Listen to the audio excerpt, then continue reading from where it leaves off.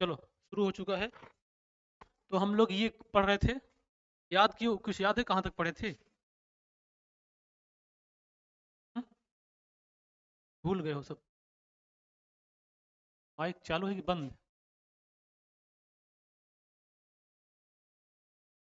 ये देखो, हम लोग नर्वस सिस्टम में लगभग पार्ट पढ़ लिए थे।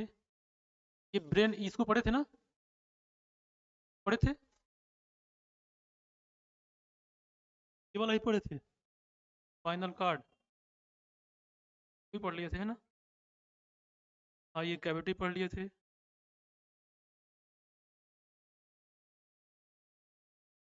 हम लोग को आज यहाँ से पढ़ना है ना?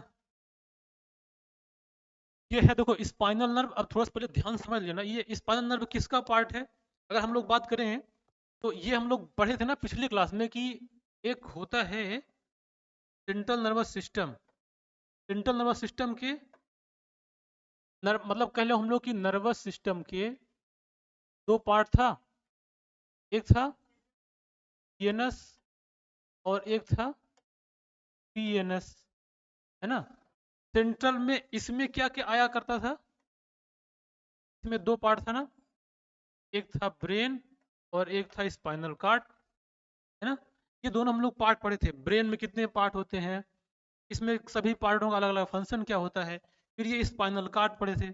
और एक बात ये पढ़े कि हम लोग जो पेरीफेरल नर्वस सिस्टम में कि जो ये सेंट्रल नर्वस सिस्टम होता है अर्थात ब्रेन और स्पाइनल कार्ड, इसको चारों तरफ से सपोर्ट करने वाले जितने भी पार्ट होते हैं वो कहलाता है पेरिफेरल नर्वस सिस्टम। बस में जी। तो हम लोग आज इसी के बारे में पढ़ेंगे पेरिफेरल नर्वस सिस्टम में। अब इसमें देखो, जैसे ब्रेन को, जो ब्रेन को सपोर्ट करता था उसको क्या बोला गया था? जो ब्रेन को सपोर्ट कर रहा था, हाँ, क्रेनियल नर्व। और जो स्पाइनल कार्ड को सपोर्ट कर उसको क्या बोला गया था? Spinal nerve. तो इसमें दो चीज आएगा, है ना? एक क्या क्या, जो क्रेनियल नर्व था और एक स्पाइनल नर्व था। हम लोग ये पढ़ लिए हैं। अब हम लोग आज ये वाला पार्ट पढ़ेंगे, स्पाइनल नर्व। पास में आई? चलो देखो, ये है स्पाइनल नर्व, ठीक है? बैकबोन के बीच में, जैसे ये हमारी जो वर्टिब्रा हम लोग पढ़ चुके हैं स्केलेटल सिस्टम में, के बीच से ये जाती हैं जो स्पाइनल नर्व, इसी के चारों तरफ से निकलती है cranial nerve, sorry, spinal cord बीच से जाती है और इससे निकलती है स्पाइनल नर्व, है ना? एक्चुअली इनका नाम देखो, जैसे ना वर्टेब्रल कॉलम होते हैं, ऊपर कुछ सर्वाइकल होती है, फिर थोरेसिक होती है, फिर लंबर होती है, फिर सैक्रल होती है, फिर ये कॉक्जियल या काउडल बोलते हैं इसको। तो उसी के आधार पर इसका नाम भी रखा गया है। बस में थोड़ी सी बात आ रही है। तो एक्चुअली पहली बात तो ये समझो कि जो स्पाइनल नर्व होती है, इसका नेचर मिक्स्ड होता है। मिक्स्ड का मतलब कौन कौन सी क्रेनियल नर्व थी जिसका नेचर मिक्स्ड था, याद है? तो हम लोग 12 में पेयर क्रेनियल नर्व पढ़े थे। तुम लोग उसमें बोले थे कि नहीं सर बिल्कुल याद रहेगा, बिल्कुल उसको वो बोलने की जरूरत नहीं है। एक बात बोले थे, पसंद करके बोले थे ना कुछ। पसंद मतलब 5, 7, 9, 10, ये क्या था? मिक्स्ड था। और 1, 2, 8 ये सेंसरी थी। क्रेनियल नंबर जो 12 पेयर होती है, इसमें 5वीं नंबर, 7वीं नंबर, 9वीं नंबर, 10वीं नंबर ये मिक्स हुआ करता था। तो एक्चुअली जो स्पाइनल नर्व है इनका भी नेचर मिक्स्ड होता है। अब मिक्स्ड का मतलब क्या होता है? अच्छा, मिक्स्ड मतलब क्या है? जैसे या तो सेंसरी होगी या तो मोटर होगा, है ना? अगर इंफॉर्मेशन किसी भी हमारे पार्ट से स्टिमुलस से ले जाएगा, ब्रेन को किससे ले जाएगा? सेंसरी से। रिवर्स जाए किससे जाएगा? मोटर से। तो लेकिन ये जो थी इसमें दोनों नेचर थे। बस समझ रही है?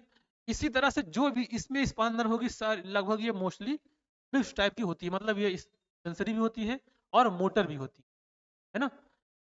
अब इसमें अगर देखा जाए तो ह्यूमन में ये 31 पेयर होती है स्पाइनल नर्व। कितना? 31 पेयर। और फ्रॉग में एक डाटा है, फ्रॉग में 9 या 10 पेयर होती है और रैबिट में 37 पेयर होती है। लेकिन तुम लोग को ये समझना है 31 पेयर होती है ह्यूमन में। बस में ये सारी जो पेयर होती हैं, अब देखो, अब इनको हम ऐसे क्रम से पढ़ेंगे। जैसे देखो, ये सर्वाइकल, तुम लोग सुनते होगे ना बहुत सारे लोग कि किसी को सर्वाइकल प्रॉब्लम है ना? तो ये देखो, उसके आधार पे ही इसका नाम रखा गया है कि जो ये गले के पास देखने को मिलेगी वो सारी स्पाइनल नर्व कहलाएगी सर्वाइकल। तो ये C1 मतलब 1 2 3 4 5 ये 8 नंबर तक होती है, मतलब ये देखा जाए तो ये ऊपर से लेके 8वीं तक है ना। और फिर उसके बाद थोरैसिक आएगा, फिर उसके बाद लंबर आएगा, फिर ये सैक्रल आएगा, फिर कॉक्सियल आएगा। अब इसको थोड़ा थोड़ा डिटेल में है, देखो जैसे ये देखो इधर है ये सर्वाइकल, ये अब इसको कट करके यहाँ पे रखा दिया गया है। देखो ये अब ये टोटल 8 पेयर होती हैं, तो ये यहाँ से 1 2 3 4 5 6 7 8, एक इधर है ना, ये निकली होंगी। अब देखो ये क्या करेंगी, जो हमारे बॉडी का सभी प्रकार से इंफॉर्मेशन लेके आएंगी, और बीच में इसी के बीच में क्या चलेगा, स्पाइनल क्या चलेगा, स्पाइनल कार्ड। तो ये इन्फॉर्मेशन लेके आएगी, स्पाइनल कार्ड को देगी, है ना, इधर से लाएगी स्पाइनल कार्ड को देगी।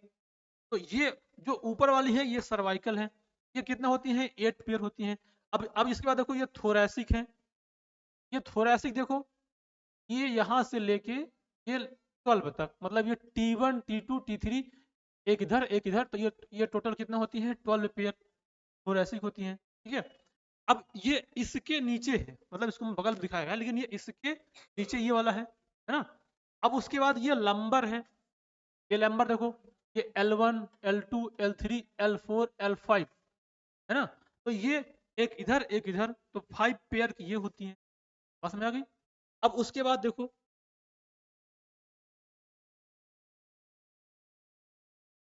ये देखो सैक्रल एंड काउडल।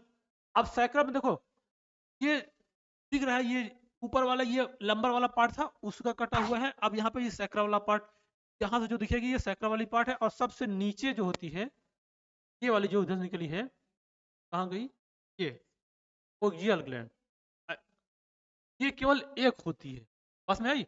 अब जैसे कि हो गया पूरा बैकबोन है, सभी के पार्ट से स्पाइनल निकली है और हमारे बॉडी के हर पार्ट में जाती हैं।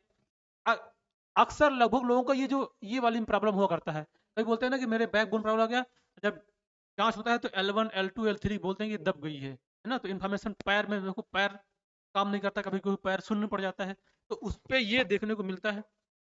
तो अब देखो ये हो गया हमारा स्पाइनल नर्व था। अब स्पाइनल नर्व के बाद हम लोग को यहाँ से देखो इस वाले से ये वाला पार्ट पढ़े, अब ये वाला पार्ट पढ़े, ये वाला पार्ट पढ़े। अब इसके बाद एक ऐसे समझना है इसको कि इसको बोलते हैं ऑटोनॉमिक नर्वस सिस्टम। एक था पेरिफेरल नर्वस सिस्टम और एक था ऑटोनॉमिक नर्वस सिस्टम। अब ऑटोनॉमिक नर्वस सिस्टम में मतलब ऐसा सिस्टम जो सिस्टम अपने आप काम करे, उसको क्या बोलते हैं, ऑटोनॉमिक नर्वस सिस्टम। बस हम यही कौन कौन सा पार्ट हो सकता है वो, अब इसमें कौन सी मसल्स आएगी, वॉलेंट्री आएगी कि इनवॉलेंट्री आएगी,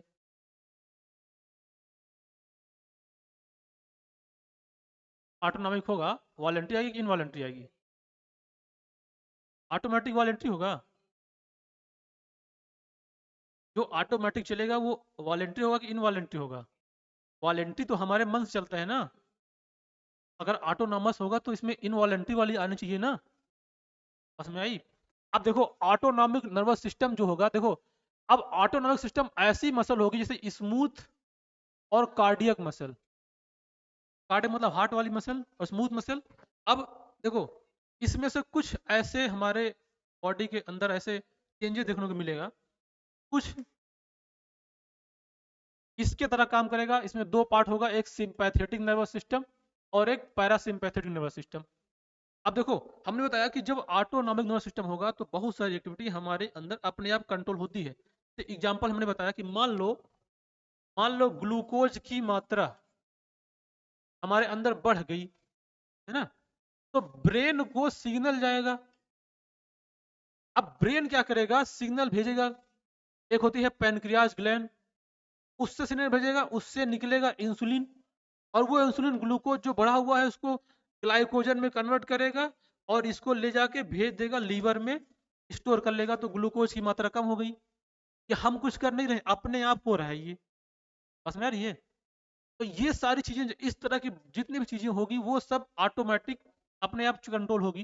तो वो सब कुछ आएगा ऑटोनॉमिक नर्वस सिस्टम में। जैसे मान लो अब कोई किसी कहीं मान लो एंट्री किया, यहाँ पे कुछ सांप दिख गया या कुछ ऐसी खतरनाक चीज दिख गई, तो उसके अंदर डर आएगा, है ना, वो यहाँ से भागने का प्रयास करेगा, तो भागने के लिए थोड़ा एनर्जी ज़्यादा चाहिए। अब वो सारा सिस्टम जो कंट्रोल होगा वो कहाँ से कंट्रोल होगा? ऑटोनॉमिक नर्वस सिस्टम से। बस में आई। अब कुछ एक्टिविटी हमारे अंदर ऐसी होगी जो कि ऐसे चेंजेस लाएगी जब हम रिलैक्स कंडीशन में रहेंगे।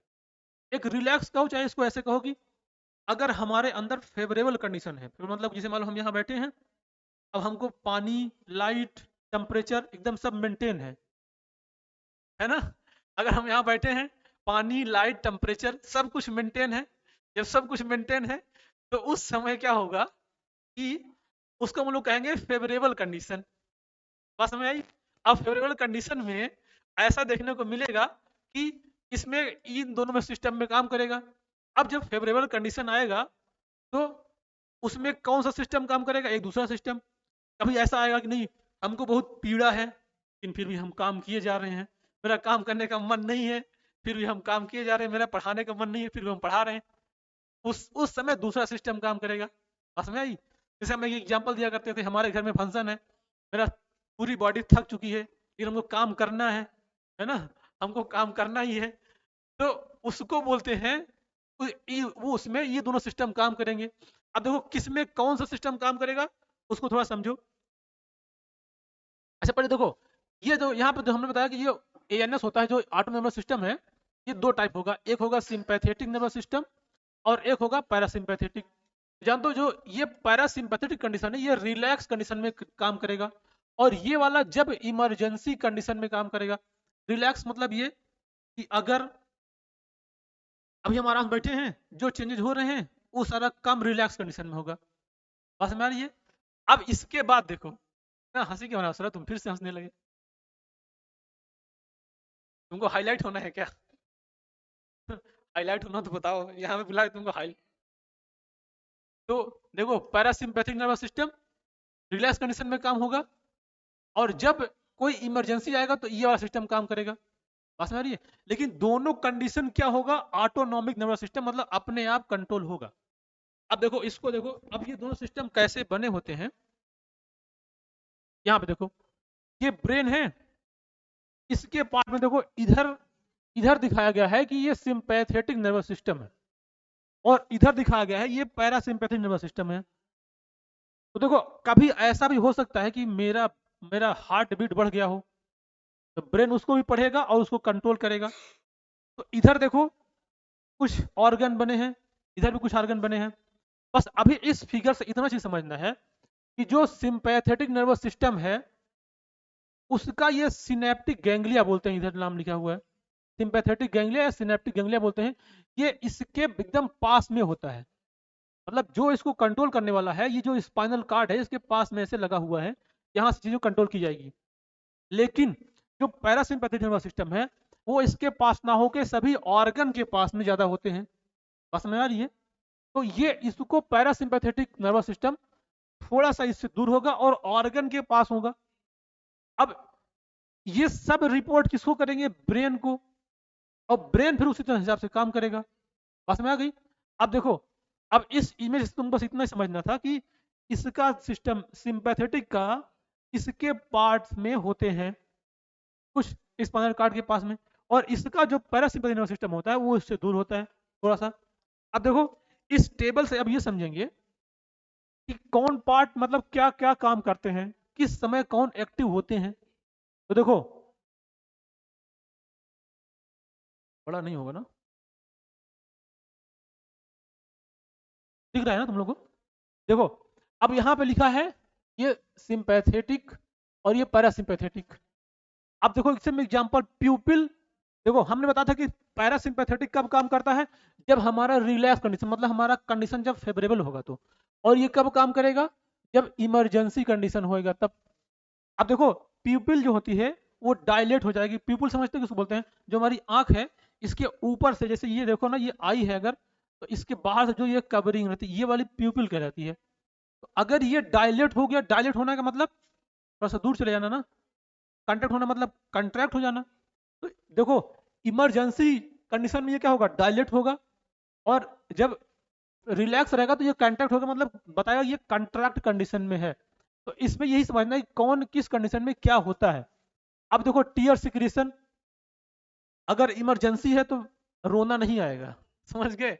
रोना तभी आएगा जब एकदम हमारी बॉडी एकदम रिलैक्स रहेगी, तभी रोना आएगा, है ना? तब उस समय ये स्टिमुलेट करता है इसको, पैरासिम्पैथेटिक सिस्टम स्टिमुलेट करेगा, आएगा। अब ये लंग ब्रोंकाई, ये किस समय सिंपैथेटिक के समय क्या होगा? डायलेट होगा। और ये क्या मतलब, सिंपैथेटिक क्या डायलेट करेगा और पैरासिम्पैथेटिक क्या करेगा? कॉन्स्ट्रिक्ट करेगा, है ना? हार्ट बीट देखो, ये देखो, अब इमरजेंसी में जब नहीं तो मतलब भागना है तो हार्ट बीट क्या हो जाता है? बढ़ जाता है ना, तो वो एक्सेलरेट होगा। और आराम जब रहेगा तो वो हमारा आराम से चलता रहेगा, तो उस समय वो किसको स्टिमुलेट करेगा? डिक्रीज हो जाएगा। ये एरेक्टर पिल्लाई, है ना, ये क्या होगा? कॉन्ट्रैक्ट होगा। और ये पैरासिटामोल क्या करेगा? इसको रिलैक्स करेगा। सलाइवेशन, मतलब जब हमको भूख लगेगी, अगर मान लो कोई काम पड़ा है, मतलब इमरजेंसी है, तो भूख नहीं लगेगी, ऐसा होता है ना, देखने को मिलता है। तो उस समय क्या करेगा? इनहिबिट कर देगा। मतलब ये इमरजेंसी कंडीशन है। जब हम आराम में रहेंगे तो थोड़ा सा लगेगा यार भूख लगी है, स्टिमुलेट करेगा उसको। गॉल ब्लैडर, गॉल ब्लैडर में क्या हुआ था, क्या स्टोर होता है? गॉल ब्लैडर में क्या स्टोर रहता है? हाँ, बाइल जानते हो? बाइल, हम्म, बाइल बाइल बाइल जूस जो लीवर में बनता है और गॉल ब्लैडर में स्टोर रहता है। और उसका उसका काम होता है फैट का डाइजेशन करना, है ना? तो गॉल ब्लैडर देखो, जब होगा ये तो उस समय रिलैक्स कंडीशन में रहेगा। लेकिन जब आराम रहेगा, मतलब हम लोग जब कंडीशन बैठे रहेंगे, तो वो ये कॉन्ट्रैक्ट रहेगा। कॉन्ट्रैक्ट मतलब उस समय ये काम करेगा आसानी से। अगर इमरजेंसी है तो वो काम नहीं करेगा, इसका मतलब वो रिलैक्स कंडीशन में। इधर है गट पेरिस्टलाइसिस। पेरिस्टलाइसिस का मतलब समझते हो? बताया एक आध बार। जो हमारे अंदर इंटेस्टाइन होती है, उनके अंदर कुछ ऐसा मूवमेंट होता रहता है, ऐसा। मतलब एक बार देखो, ये फूल जाएगा, ये पिचक जाएगा, ये फूल जाएगा, पिचक जाएगा, इस तरह से इसके अंदर मूवमेंट होता रहता है। तो अगर अगर इमरजेंसी कंडीशन है तो वो डिक्रीज कर जाएगा। और अगर पैरासिम्पैथेटिक मतलब रिलैक्स कंडीशन में ये काम करेगा, उस समय ये काम करेगा। डाइजेस्टिव एक्टिविटी देखो, वो भी डिक्रीज हो जाएगा, वो उसको इंक्रीज करेगा। यूरिनरी ब्लैडर रिलैक्स होगा इमरजेंसी में, और कंट्रैक्ट होगा, पैरासिम्पैथेटिक का स्टिमुलेट करेगा। यूरिनेशन, ये भी इनहिबिट हो जाएगा, इनहिबिट कर देगा, सिंपैथेटिक स्टिमुलेट करेगा। और इस उस समय जब सिंपैथेटिक पैरासिम्पैथेटिक का होगा तो वो स्टिमुलेट होगा। सेक्स स्ट्रक्चर, इमरजेंसी में जब मतलब स्ट्रेस कंडीशन में इनहिबिट रहेगा, रिलैक्स में स्टिमुलेट होगा। बात समझ आ गई? तो अब बस इसमें ये समझना है कि जो चीजें, देखो जो चीजें हमको इसमें से डाटा आएगा क्वेश्चन में कि इसमें से पैरा, जैसे मान लो ऐसा क्वेश्चन आया कि सलाइवेशन, क्वेश्चन ऐसे पकड़ लिया, सलाइवेशन को कौन इनहिबिट करता है और कौन स्टिमुलेट करता है? तो पूछेगा कि सिंपैथेटिक सिस्टम की पैरासिम्पैथेटिक। तो सलाइवेशन को इनहिबिट करेगा सिंपैथेटिक सिस्टम और स्टिमुलेट करेगा पैरासिम्पैथेटिक। बस में आ गई? तो इसको तुम लोग ऐसे समझ सकते हो, इसको अगर याद नहीं होगा पूरा तो समझ सकते हो कि हम ये कहते हैं कि अगर इमरजेंसी कंडीशन में जो कुछ होगा, वो जो चीज नहीं होगा इमरजेंसी में, वो चीज करेगा सिंपैथेटिक, है ना? और जो सिंपली से हो जाएगा वो काम करेगा पैरासिम्पैथेटिक। बस में आ गई? तो ये ऐसे होगा। तो ये था सिंपैथेटिक और पैरासिम्पैथेटिक। अब अगला टॉपिक है रिफ्लेक्स एक्शन। इसके बारे में थोड़ा बहुत डिस्कस हम लोग कर चुके हैं पिछले क्लास में भी।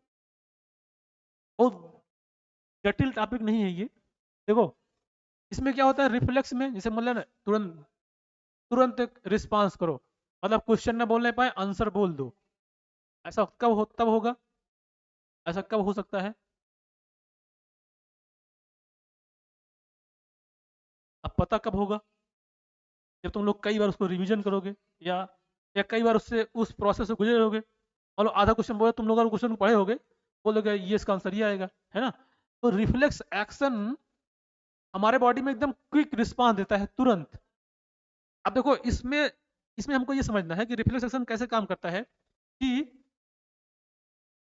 जब इसी इमेज से समझना है, अगर देखो ये दिखाया गया है, ये स्पाइनल कार्ड है इधर, इसको कट कर दिया गया है और कट करके दिखाया गया है। एक्चुअली रिफ्लेक्स एक्शन में स्पाइनल कार्ड ही काम करता है, ब्रेन का कोई काम नहीं होता है। जब लर्निंग हो रही होती है तो ब्रेन का काम होता है, और जब लर्निंग हो जाती है तो उस समय ब्रेन का कोई काम नहीं होता। समझ में आई? अब देखो ऐसा क्या होता है, अगर स्पाइनल कार्ड देखो इधर भी आगे बढ़ाओगे तो ये बड़ी होगी, इधर ही बड़ी होगी। इसको 20 से कट करके दिखाया गया है कि ये रिफ्लेक्शन समझाने के लिए। इधर है स्पाइनल कार्ड, इसमें स्टोर हो जाती है मेमोरी किसकी, लेकिन तुम जिसको बार बार पढ़ोगे उसकी मेमोरी स्टोर हो जाएगी। देखो यहाँ पे इधर से दिखाएगा, यहाँ पे उसको कुछ स्टिमुलस मिला, ये मान लो कोई चाय बना रहा था और उसको केतली में हाथ टच हो गया इधर। अब जैसे हाथ टच हुआ उसको स्टिमुलस गया, किसके पास जाएगा, स्पाइनल कार्ड को, है ना। अब बताओ जब स्पाइनल कार्ड में स्टिमुलस जाएगा तो किससे जाएगा, सेंसरी से कि एफरेंट से कि मोटर से। और एफरेंट क्या होता है, इसमें नहीं पढ़े हो। देखो सेंसरी को एफरेंट भी बोलते हैं, जो सेंसरी होती है उसको एफरेंट बोलते हैं, जो मोटर होता है उसको इफरेंट। ए मतलब ए आई, ई मतलब चली गई, समझ गए। तो देखो यहां से स्टिमुलस ले गई, देखो ये यहाँ गया, स्पाइनल कार्ड को मिला। अब स्पाइनल कार्ड में इस बात की मेमोरी है कि भाई तू ब्रेन को बिना बताए ही कुछ काम कर ले, हर बात हम ही को ना बता कि यहाँ पे मेरा हाथ जल रहा है तो अब हम कहेंगे तभी हटाओगे। तो ये तुरंत इसको क्या करेगा, यहाँ से, अब यहाँ से इंफॉर्मेशन जब आएगी तो उसको इफरेंट बोलते हैं। और इफरेंट कौन होती है, मोटर, है ना। अब वो किसको देगा, मसल्स को। हमारी मसल्स क्या होगा, हाथ हमारा हट जाएगा, वहां से चलना बच जाएगा। तो कहने का मतलब रिफ्लेक्स एक्शन इस तरह से काम करते हैं, बिना ब्रेन के स्पाइनल कार्ड में एक मेमोरी स्टोर हो जाती है। कभी जानते हो ऐसा क्वेश्चन पूछा जाता है एक बार कि ब्रेन का क्या रोल है रिफ्लेक्स एक्शन में, बोल उसमें ऑप्शन नहीं बता, नन ऑफ दीज, है ना। तो उसका लोग नन ऑफ दीज बोल सकते हैं, लेकिन ब्रेन का रोल होता है। अब रिफ्लेक्स एक्शन जब वो मेमोरी सीख रहे होगे, जैसे तुम लोग जब साइकिल चलाना सीखते हो तो ऐसा नहीं कि एकदम एक ही दिन में एक्सपर्ट हो जाते हो, बस उठाया साइकिल चल दिए। ऐसे मान तुमको कभी बाइक चलाना, तुम चला लेते हो, स्कूटी चला लेते हो, कार चला लेते हो, नहीं चला पाते होगे। अब उसको चलाने के लिए तुमको ट्रेनिंग करना पड़ेगा पहले, जहाँ खूब जगह हो। अब यहाँ दे देंगे तुम बहुत सारे लोगों को निपटा दोगे, समझ गए। तो इसलिए उसको जब सीखते हो तो उस समय ब्रेन काम करता है, ब्रेन के माध्यम से ही इसमें मेमोरी आती है।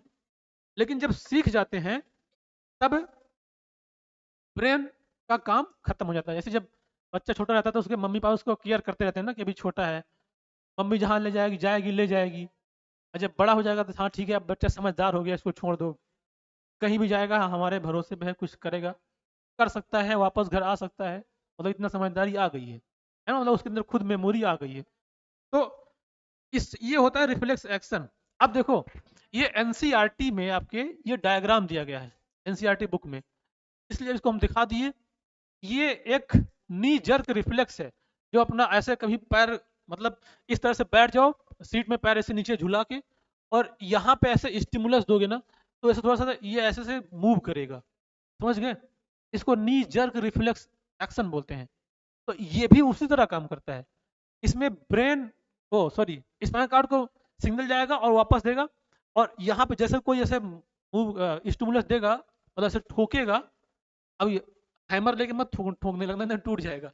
बस थोड़ा थोड़ा स्टिमुलस देखो तो ये देखोगे ना तुम, बस ये लटकना चाहिए पैर में, कहीं ऑब्जेक्ट में टच नहीं होना चाहिए, तो ये थोड़ा थोड़ा ऐसे से वाइब्रेट करेगा। तो ये नी जर्क रिफ्लेक्स एक्शन है। बस नहीं, ये एनसीईआरटी में देगा, इसी में समझाया गया है। तो पाथवे तुम लोग समझ गए होगे, है ना। अच्छा एक क्वेश्चन था, ग्रे ग्रे मैटर और व्हाइट मैटर दो हुआ करते थे, होता था ब्रेन में और स्पाइनल का दोनों होता था, कौन अंदर कौन बाहर था। जैसे कि ब्रेन में देखो BWI, ब्रेन में व्हाइट मैटर इंटरनल, है ना, स्पाइनल कार्ड में व्हाइट मैटर एक्सटर्नल, है ना, इस तरह से था। तो इसमें अगर स्पाइनल कार्ड होगा तो क्या होगा, बाहर होगा। ब्रेन ब्रेन में है तो व्हाइट मैटर क्या होगा, इंटरनल होगा, ठीक है। अब देखो ये जो रिफ्लेक्स एक्शन थे उसके रिफ्लेक्स के आधार पे इसको, उसके नेचर के आधार पर उसको कुछ पार्ट में बांटते हैं, इसका दो पार्ट है, समझ गए। इसके दो पार्ट हैं रिफ्लेक्स एक्शन के, ये दो टाइप है। एक तो नेचर अपने हिसाब से उसको खुद देता है, जब उसका बच्चे का जन्म होता है तो नेचर इतना समझदार है कि जब इस धरती पे जाएगा तो उसको तुरंत किसकी जरूरत पड़ेगी वो अपने हिसाब से दे देता है कुछ चीजें। उसको बोलते हैं सिंपल इनबॉर्न हेरिडिटरी या अनकंडीशनल रिफ्लेक्सेस, है ना। इसके 3 नाम है, जो नेचर अपना खुद देता है, जो ऊपर वाला देता है। और एक होता है जो हम लोग जन्म लेने के बाद सीखते हैं, उटपटांग चाहे कहो चाहे काम की बात सीखो, है ना। तो ये सारी चीज जो सीखते हैं ये सब बाद में आपको आती है। तो ये इसके आधार पर 2 टाइप का होता है ना। अब जो चीज पहले से आती है उसको सीखने की जरूरत किसी को नहीं है, ना किसी को सीखने की जरूरत है, ना किसी को सिखाने की जरूरत है। वो ऑलरेडी लर्न है, अपने आप एज बढ़ने के अनुसार वो अपने आप होता चला जाएगा। बात में आ रही है। तो देखो अब ये इसमें क्या क्या है, ये पहला में क्या क्या आएगा, सिंपल इनबार हेरिडिटरी और अनकंडीशनल। देखो कभी तो इनसे क्वेश्चन पूछ लेता है, ये नाम से इसका और क्या नाम हो सकता है ना। तो ऐसा रिफ्लेक्स एक्शन जो जन्म से आएगा उसे बोलेंगे इनबार्न और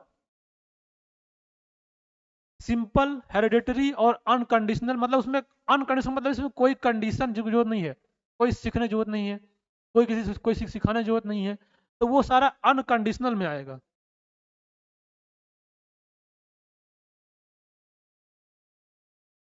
ठीक है। अब देखो इसमें ये समझना कि इसमें कौन कौन पढ़ते हो, जैसे जो एनसीईआरटी में जो डायग्राम था ये बताया था ना पहले वाला, नी जर्क रिफ्लेक्स, ये क्या होता है, जन्म से आता है, किसी को सिखाने जो नहीं कि बेटा ऐसे बैठ जाए ऐसा करेगा तो अपने आप होगा, सिखाएंगे तभी होगा, ये सब अपने आप होता है। ये ब्लिंकिंग ऑफ आई मतलब इसने कि जब मान लो अगर किसी लड़के का जन्म हुआ, अब उसके सामने तुम जाकर ऐसे आंख के सामने ऐसे कर दो खूब तेजी से, वो ऐसे कर लेगा। अब ये कैमरा नहीं करेगा क्योंकि ये लिविंग नहीं है ना। उसको कह दो अपने आप बंद कर लेगा, ये उसको जन्म से मिला है। अब इसको क्या पढ़ेंगे, वाइंग, जॉइनिंग। हाँ तो ये सब अपने आप आता है, मतलब किसी सिखाने की थक गए हो तो बेटा मुंह फाड़ लो, मुंह खोल के ऑक्सीजन अंदर ले जाओ, है ना। इस सबको अपने आप कॉर्टशिप अल्टर ही का लिख गया,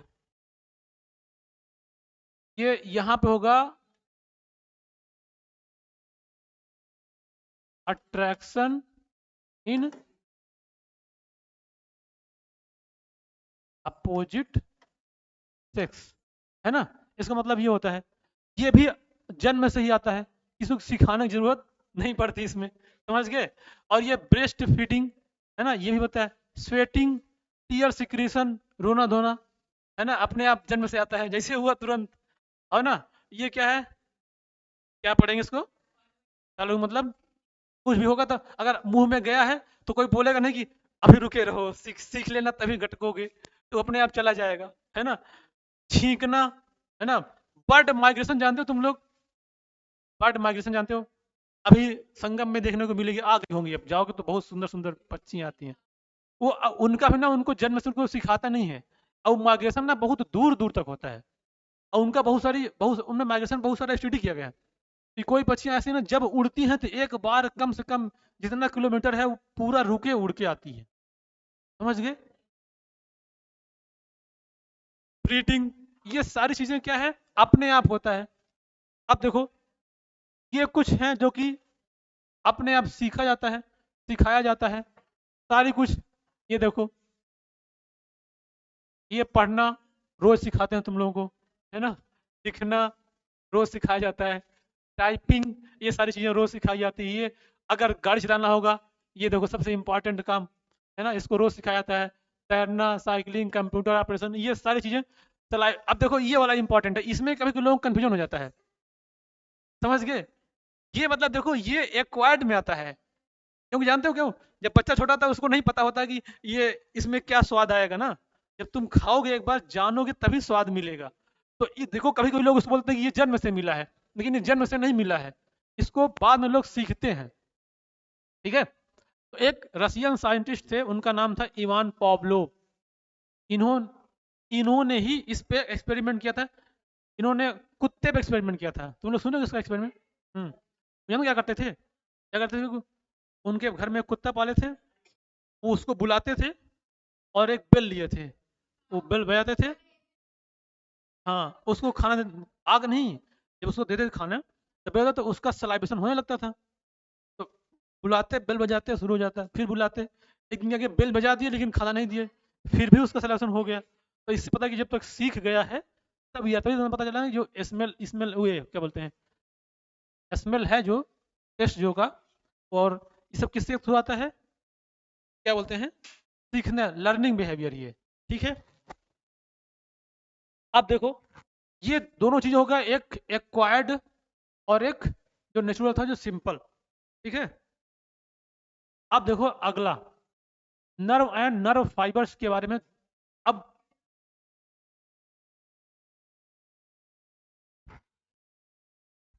देखो अभी इसके बाद अभी क्लास अभी चलेगी लगभग, कितना देर चले, 2 घंटे, 1 घंटे, 30 मिनट लगभग हो गया, थोड़ी देर बाद क्लास करें क्या, कुछ खाना पीना और बताओ। हाँ ये नर्व, हाँ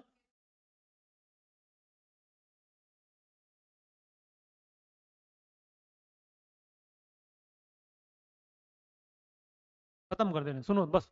देखो अब देखो ये नर्व है, नर्वस सिस्टम की फंक्शनल यूनिट क्या होती है, न्यूरॉन या नर्व जो बना हुआ दिख रहा है। किडनी की फंक्शनल यूनिट क्या होती है, लंग्स फंक्शनल यूनिट क्या होती है, वाह। ये देखो अब अभी हम लोग जो पढ़ रहे थे ना, अब ये सब जो पढ़ रहे थे मदन लाल को बारे में, कि इनको, इनका यहाँ ब्रेन है, ये इनका यहाँ स्पाइनल कार्ड है, इनका इंफॉर्मेशन ऐसे गया ऐसे गया, फिर ये ब्रेन को ले गया, और कुछ सेंसरी था, कुछ मोटर था, कुछ मिक्स्ड था, ये सब पढ़ते रहे थे हम लोग अभी तक। अब देखो जो ये इंफॉर्मेशन ले जा रहा है उस सब एक छोटे छोटे ऐसे, जैसे मान लो एक ये, फिर एक ये, ऐसे न्यूरॉन से जुड़ के बने हुए हैं। तो अब हमको अगर एक न्यूरॉन के बारे में थोड़ा सा समझना है, हालांकि इसको हम लोग उसमें पढ़ चुके हैं एक बार, एनिमल टिश्यू में, याद है, एनिमल टिश्यू जो पढ़ रहे थे नर्वस सिस्टम, तो एक बार उसमें पढ़े थे। तो ये देखो ये न्यूरॉन का स्ट्रक्चर है, ये कुछ ऐसा होता है। इसमें देखो इम्पल्स का मूवमेंट कैसे होता है, तो इधर देखो, इधर इस तरह से जाएगा और इस कंडीशन में इस तरह से मूवमेंट करता है, ये मूव होता है। क्या मूव होता है, इम्पल्स, ऐसा होता है। ये वाला पूरा, ये वाला जो दिख रहा है ये सेल बॉडी है ना, और इसके बीच में ये क्या है, न्यूक्लियस है, और ये बहुत सारी डेंड्राइट्स हैं, इसके बीच में यहाँ से लेके यहाँ तक क्या है, एक जॉन है, इसके बाहर एक लेयर बनाई जाती है, जो लेयर है उसको माइलिन शीथ बोलते हैं। अब इधर है एक जॉन टर्मिनल्स हैं, ये सब लगे हुए हैं। अब अगर दूसरा इन्फॉर्मेशन जाएगा तो ऐसे जाएगा, इसके बाद दूसरी अटैच होगी, उससे चला जाएगा, है ना। तो इसकी थोड़ा सा एनाटॉमी समझना है हमको कुल मिला के। हम क्या करेंगे ना, इसको ऐसे 20 से काट देंगे। अब 20 से काटेंगे तो याद करो उस दिन को जब हम लोग पढ़े थे मसल फाइबर, एक मसल लिए थे, उसको काटे थे, मसल के अंदर बहुत सारा फाइबर्स का बंडल था, फिर एक फाइबर को निकाले थे, फिर उसको बड़ा किए थे, फिर उसमें जोन थे, है ना, एम लाइन जेड लाइन ये सब पढ़े थे, फिर वो कैसे कंडक्ट होता पढ़ते थे। इसको ज़्यादा इसमें नहीं, बस इसमें थोड़ा सा कट करके इसको समझना है कि अगर इसको बीच से कट कर दो ऐसे, और इसको देखोगे तो ऐसा कुछ दिखेगा, इसके बीच में कुछ दिखेगा ऐसा, है ना। अब क्या क्या होता है देखो, ये देखो उसको के लिया गया, उसको कट कर दिया गया, इसको तुम ऐसे तो पूरा कर सकते हो, बस में समझने के लिए इतना दिया गया है। इसको कट करोगे तो ये जो बाहर वाला स्ट्रक्चर है इसको क्या बोलते हैं, इपीन्यूरियम, ये जो बाहर दिख रहा है, ठीक है। अब इस इपीन्यूरियम के अंदर देखो ये जो दिख रहे हैं ये बंडल ऑफ नर्व फाइबर है, क्योंकि जब इन्फॉर्मेशन जाएगी फाइबर के फॉर्म में जाएगी। तुम लोग इसको रिलेट कर पा रहे हो ना, जिसको हम लोग काटे हैं, इसको कट कर दिए बीच से, ये कुछ ऐसा दिखेगा, जिसकी टीएस से कट दोगे ऐसा दिखेगा ना, ऐसा समझ पा रहे हो। तो ये कुछ है। अब ये वाला जो है इपीन्यूरियम है जो इसको चारों तरफ से घेर के रखेगा, इसके बीच में इस तरह से कुछ बंडल दिखेंगे, ये बंडल क्या होते हैं, इसको बोलते हैं बंडल ऑफ नर्व फाइबर्स।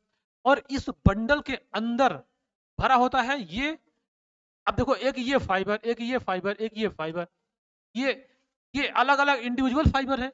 जब ये पूरा इकट्ठा हो जाएगा तो वो बंडल बन जाएगा, तो ये पूरा एक बंडल है। और इस बंडल के बीच में जो ये स्पेस है उसको बोलते हैं पेरीन्यूरियम, पास में आई, ये होता है। तो इस तरह से उसकी कुछ एनाटॉमी है, और उसको कट करोगे चीज देखने को मिलेगा, ठीक है। अब देखो, अब ये है, अब हम लोग जो इस नर्व को पढ़े उसके स्ट्रक्चर के आधार पे इसे कुछ टाइप होते हैं कि कौन सी नर्व किस तरह से होती है उसको थोड़ा समझेंगे। अब देखो, एक होती है ऐसी नॉन पोलर या अनपोलराइज्ड नर्व, न्यूरॉन्स बोलते हैं उसको, नर्व या न्यूरॉन्स। देखो, ए पोलर मतलब ये देखो कुछ ऐसा दिख रहा है, कट करके मतलब ये दिखाया गया ऐसा कि एक ऐसी न्यूरॉन है, इसके अंदर कोई भी ब्रांचिंग देखने को नहीं मिल रही है। समझ में आ रही हो? ये केवल ऐसा सिंपल से गोला सर्कल तरह बना हुआ है। तो ये इसको हम लोग बोलते हैं नॉन पोलर या अनपोलराइज्ड न्यूरॉन।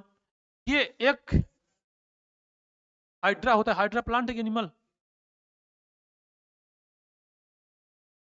एनिमल है, हाँ हाइड्रा एनिमल है ना? तो हाइड्रा में ऐसा देखने को मिलता है। अब देखो, ये वाली एक यूनिपोलर, यूनिपोलर का मतलब ये होता है देखो कि इसमें यूनि मतलब क्या होता है, एक, है ना? यूनि मतलब एक है, तो एक पोल देखो निकलेगा, देखो इधर देखो, इधर डेंड्राइट से निकल गया, और इधर वाला चला जाएगा जो एग्जाम वाला साइड में, है ना? इधर वाला मतलब इसमें एक एक ही वो निकल रहा है, एक ही तरफ से इसमें। अब देखो, एक कभी कभी ना स्यूडो यूनिपोलर हो जाता है। अब स्यूडो मतलब होता है ना झूठा, जो है यूनि है लेकिन वो, हाँ फॉल्स, वो दिखेगा नहीं। अब इसमें क्या होता है देखो, ये दोनों एक ही तरफ से निकले हैं, है ना? ये दोनों अगर ये दो कुछ अलग डिजाइन है, ये दोनों दोनों एक ही तरफ से निकले, तो इसको बोलते हैं स्यूडो यूनिपोलर न्यूरॉन। बात में आ रही है? अब देखो स्यूडो, ये मैमल्स के एम्ब्रियो में, एम्ब्रियो जब मैमल्स जो एम्ब्रियो होता है उसमें इस तरह से देखने को मिलते हैं। बात में आ गई? अब देखो, अगला देखो, ये है बाईपोलर न्यूरॉन।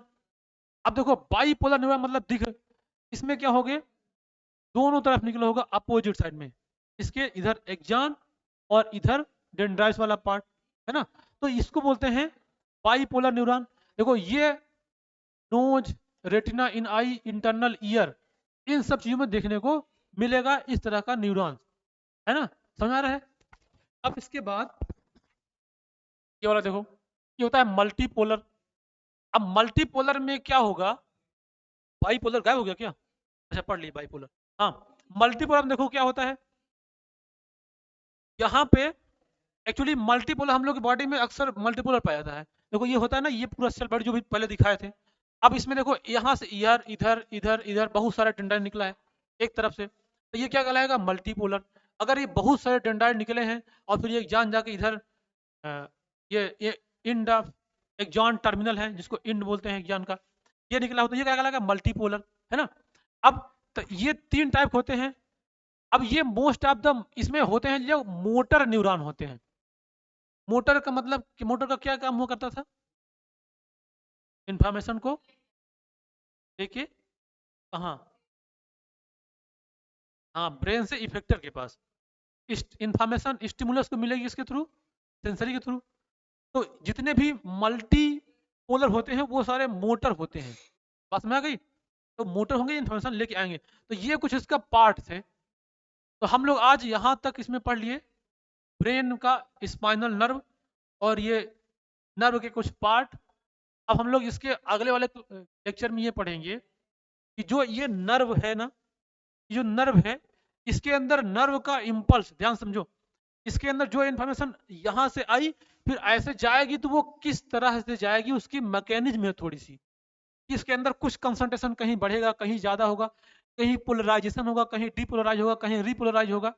समझ आ रही है? जैसे मान लो अगर हम इसको ऐसे एक ऐसे सिंपल डायग्राम बना दें, है ना? तो अगर यहाँ से इंफॉर्मेशन ऐसे यहाँ जाएगी तो इसके अंदर कुछ चेंजेस देखने को मिलेगा, कुछ यहाँ चेंज हो जाएगा, फिर कुछ यहाँ चेंज होगा, तब ये नर्व इम्पल्स ऐसे आगे बढ़ेगा। समझ आ रही? तो कहीं पोलराइज होगा, कहीं डिपोलराइज होगा, तो उसकी एक मैकेनिज्म है कि इसमें इम्पल्स जो जाता है वो कैसे जाता है। तो हम लोग उस क्लास में ये वाला पढ़ेंगे, इसकी इम्पल्स का कंडक्शन कैसे होता है। फिर उसके बाद दो हमारे अंदर जो सेंस ऑर्गन है 5, उसमें आई और ना ये कान को पढ़ना है, ईयर को, दो चीज़ों को डिटेल में पढ़ना है, बाकी सेंस ऑर्गन बस उसका नाम बस जानना है। बस में आई तो 2 लेक्चर और बस लगेगा, हम लोग का नर्वस सिस्टम खत्म हो जाएगा। ठीक है, चलिए फिर